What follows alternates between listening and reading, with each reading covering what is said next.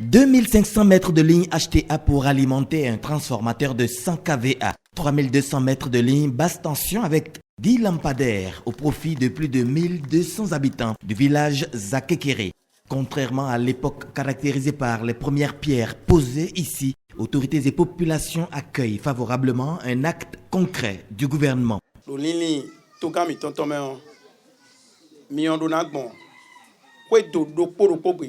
Je crois que c'est une grâce pour Zakekere et Zazoumé de connaître ce régime.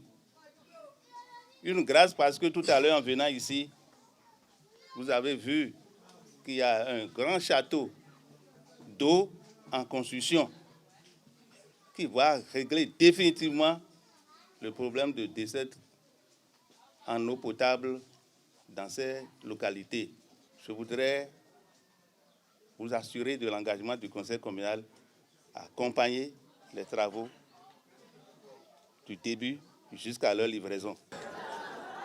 C'est dans le cadre de la politique d'accès à l'énergie pour tous que ce projet est exécuté. L'autre paire de manches de la réalisation est la campagne de branchement promotionnel. Je vous exhorte à être très heureuse, chère population de Zakekere, pour faire partie des toutes premières populations pour la nouvelle génération de branchements promotionnels qui, au début, au lieu de 160 000, était à 90 000.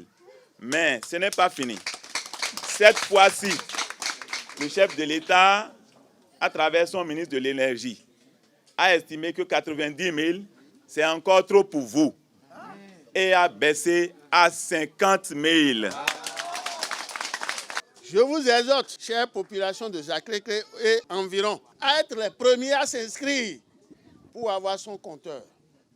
Pour que le jour où le ministre va venir pour lancer, ce n'est pas seulement les lampadaires qui vont s'allumer, mais quand on rentrera dans la chambre de ceux-là, que la lumière jaillisse. Nous accompagnons le chef de l'État et son gouvernement.